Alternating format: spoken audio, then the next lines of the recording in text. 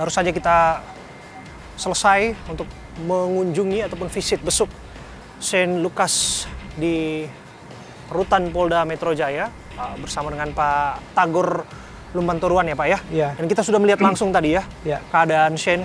Ini saya harus katakan sekali lagi, Pak Tagor, sudahkah ada media yang berbicara langsung, bertatap muka langsung kepada Shane? Selain iNews, belum ada. Belum ada? Belum. Berarti Abraham Silaban yang pertama kali melakukan Betul. itu? Oke.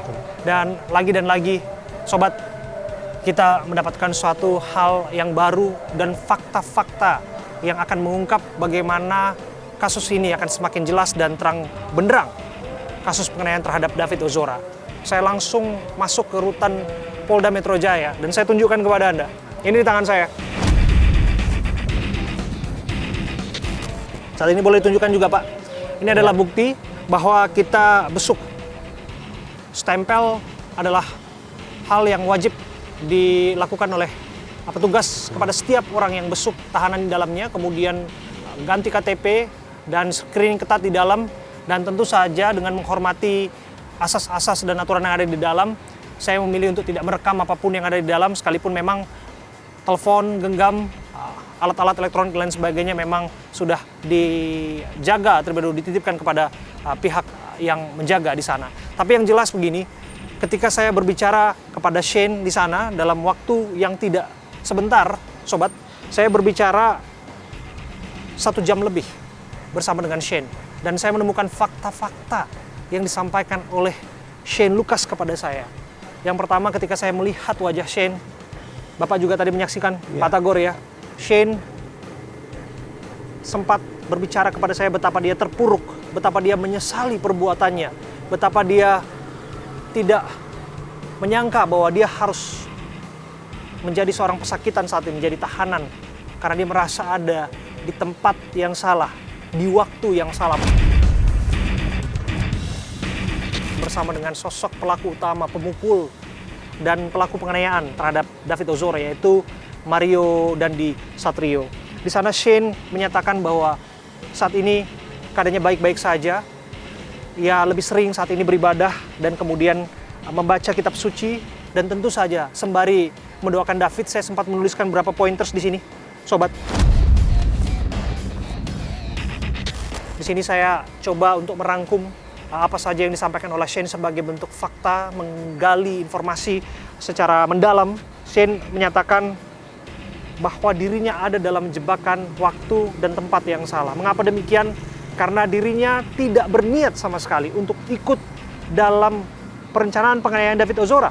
Bahkan dirinya menyatakan secara tidak langsung sudah menolak ajakan Mario Dandi lewat motor yang rusak, lewat alasan tidak punya uang untuk Transjakarta, bahkan disuruh untuk naik Grab, diganti uangnya, begitu ya Pak ya? Iya, diojekin ya.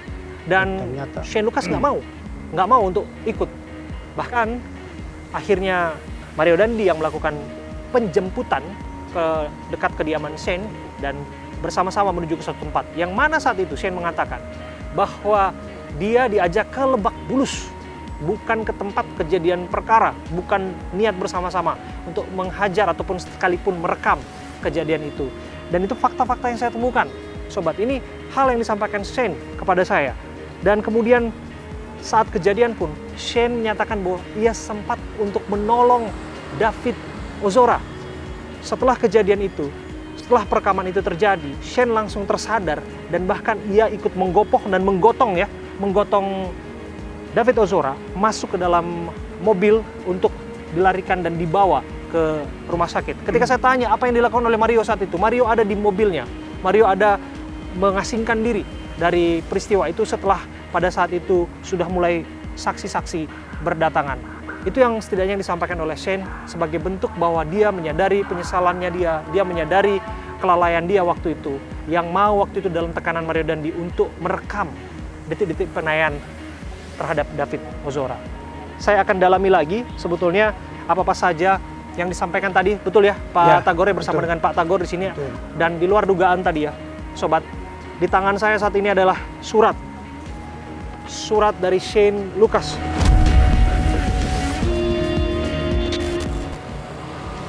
yang dititipkan kepada saya, surat terbuka untuk keluarga David, dititipkan kepada saya untuk dibacakan, dititipkan kepada saya untuk disampaikan. Sekalipun surat pertama waktu itu sudah dititipkan kepada pihak rumah sakit Mayapada untuk ditujukan kepada pengacara dan keluarga David Ozora. Kali ini surat terbuka.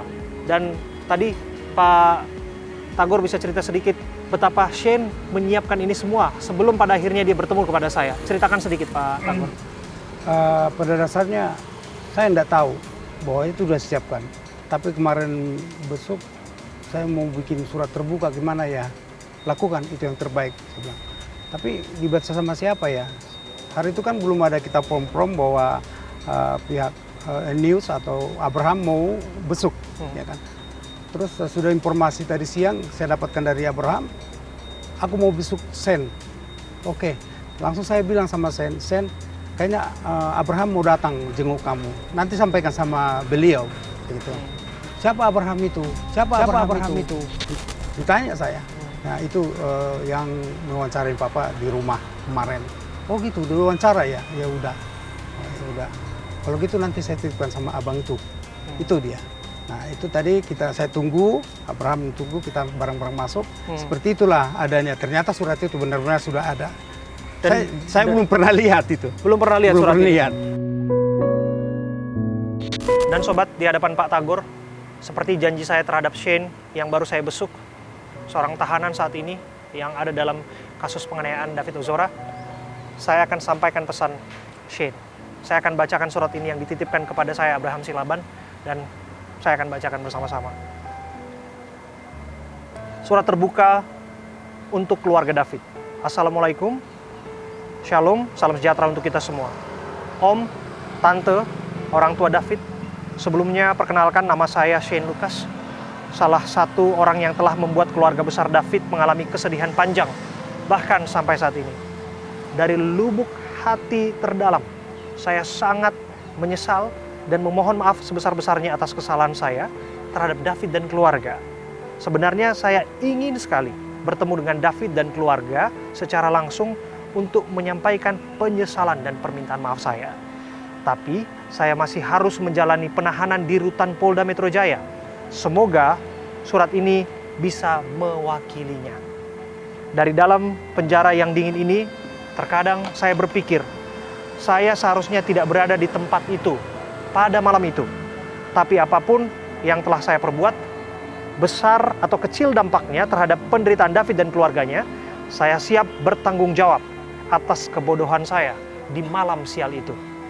Sehabis kejadian itu, dan sampai saat ini pun di dalam penjara, saya terus berdoa untuk kesembuhan David. Betapa senangnya saya telah mendapatkan kabar dari orang tua saya tentang perkembangan kesehatan David. Kami akan terus berdoa untuk pemulihan total kesehatan David. Om dan Tante, dan semua kejadian ini menjadi pelajaran untuk saya agar menjadi manusia yang lebih baik ke depannya. Rutan PMJ 25 Maret 2023. Dari saya yang mengasihi David, Shane Lucas Rotua Pengundian Lumban Turuan. Ada tanda tangannya di sini. Itu dia sobat, surat terbuka Shane Lucas yang ditujukan kepada keluarga David. Ini suratnya terbuka tentu saja, pesannya untuk dibacakan dan diminta saya untuk bacakan oleh Shane langsung. Dan tugas itu Shane saya lakukan untuk kamu. Dan tentu saja untuk ayahmu yang saat ini mengupayakan yang terbaik untuk dirimu. Ini surat yang begitu luar biasa Pak, tulisan ini Pak. Dan saya tadi melihat memang semenjak Shane ada lebih dari sebulan di dalam rutan, ternyata dia punya kebiasaan untuk menulis ya Pak ya. Tadi dia tunjukkan menulis untuk bisa menjadi cerita kelak setelah apa yang akan dilaluinya. Betul ya Pak? Betul. Jadi dan dia cerita kan di situ ada setiap ibadah selalu dia bersaksi untuk David ini. Ya, ada kesembuhan karena saya info terus. Dia asal saya datang besuk dia pasti nanya apa perkembangan David Pak ayah. Ya puji Tuhan yang menurut yang saya dengar berita ada berlahan-lahan. Itu tentu hasil doa-doa kita semua. Berapa puluh ribu orang yang mendoakan mungkin Tuhan sudah mendengar. Itulah mujizat itu ada. Nah dia itu mungkin karena saya selalu menyampaikan sama dia dan dia berkata saya di sini juga saya doakan semua Pak. Ya, saya mendoakan David dan keluarga selalu sehat. Bapak yang kuat ya. Malah saya yang diingatkan, ayah kuat. Saya kuat di sini, kita harus berdoa Pak. Saya selalu doakan. Bahkan Mario sendiri saya doakan. Itu dia. Itulah anak Bapak saya. mendoakan Mario juga? Nah, tetap saya doakan. Dan saya juga ternyata iya. Saya bilang, jangan lupa doakan Mario ya. Karena ayah tetap doakan Mario. Saya bilang, bagaimana dia untuk mengubah atau bagaimana dia untuk ke depan. Kita nggak tahu. Oke. Nah, saya bilang, saya juga doakan Pak. Saya doakan ayah, Mario juga saya doakan. Dia bilang Saya gitu. melihat bagaimana Pak Tagor tiap hari datang ke Polda Metro Jaya untuk Iya. mengunjungi dan besuk Shane. Betul ya Pak ya? Iya.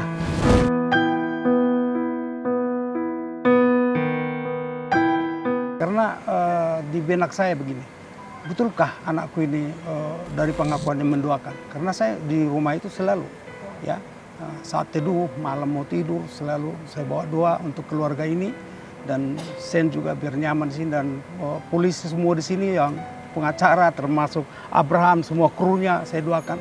Dengan doa ini mungkin Tuhan memberikan keterbukaan itu dengan jalan seperti Abraham mewawancarai kita melihat kenyataannya. Ya mungkin netizen atau masyarakat luas di Indonesia melihat itu.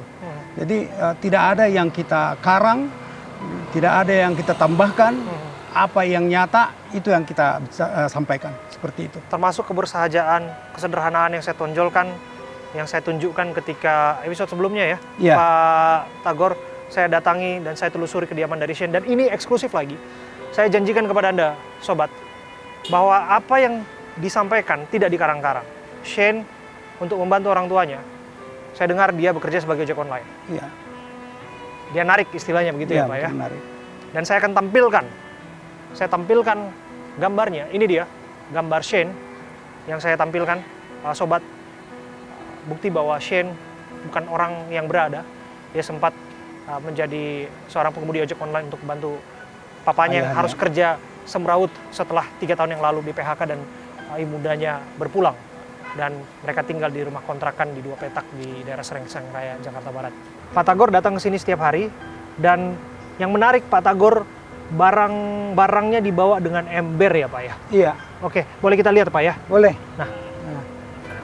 Oke. Seperti ini ada deterjen, dia butuh deterjen kita bawa. Oke, Terus boleh kita sabun lihat mandi. isinya Pak ya? Boleh, boleh. Oke, sobat, ini dia ember yang tadi ditenteng-tenteng. Kita lihat apa saja isinya sobat. Ini semacam ada deterjen ya Pak ya? Ya, pewangi. Oke, ini pewangi pakaian. Terus Dan ini ya antiseptik lah ya Pak ya? Untuk apa? Kuman-kuman. Oke, ini dia barang-barang yang dibawa. Jadi ember ini ya, katanya nggak butuh ada ember. Saya kira nggak ada ember. Karena dia ceritakan nyuci di dalam. Saya berpikir sendiri, oh ya kalau nyuci perlu ember. Nah, biar jangan rebutan dalam hati. Kenapa Bapak begitu gigih? Bapak nggak capek datang ke sini tiap hari Pak? Capek iya, tapi saya berkeyakinan bahwa tuntunan Tuhan karena saya ikhlas dan tulus memohon ya. Nah, dengan jawaban doa saya itu nyata seperti yang saya sampaikan dengan anakku Abraham. Pertama datang ke rumah, tanpa saya sadarin Abraham datang dan ini TV mewawancarai saya. Saya pikir itu jawab doa karena di doa saya sebut nama Abraham. Kapan kau kita ketemu? Kapan bisa kau telepon nak? Itu di doa saya. Ternyata nggak lama kemudian datang ke rumah. Itu. Jadi saya merasakan doa-doa itu dan juga pengacara kita yang begitu luar biasa ya, tanpa pungut sepeser pun biaya. Berkasnya sudah P21. Tinggal menunggu hitungan hari akan segera masuk dan dijadwalkan ke pengadilan. Harapan saya kepada jaksa atau hakim yang mengadili persoalan Shane ini, saya tetap berdoa bahwa mereka lah perpanjangan tangan Tuhan biar menyatakan yang seadil-adilnya. Karena harapan-harapan Shane ini ya saya sampaikan, saya berapa kali sesudah di Polda dia khususnya ada berapa kali, apakah saya bisa melanjutkan cita-citaku ayah? Di situ saya menangis. Saya menangis di hadapan dia. Nah, jangan pikirkan itu dulu. Kita selesaikan dulu persoalanmu yang ini. Kau katakan yang sejujurnya. Nanti pun kalau di persidangan katakan apa adanya. Baru kau ada Tuhan akan mendengar itu. Terima kasih sekali lagi, selalu emosional untuk wawancara. Terima kasih. Ya. Di tangan saya adalah Sobat, ini adalah tulisan tangan dari Shane yang dititipkan kepada saya di rutan Polda Metro Jaya ketika kemarin saya masuk dan berbincang mendalami informasi ini. Saya boleh bacakan atau saya titipkan saja kepada Bang Ismul atau Bang Marcel. Saya bacakan sedikit boleh ya Bang ya?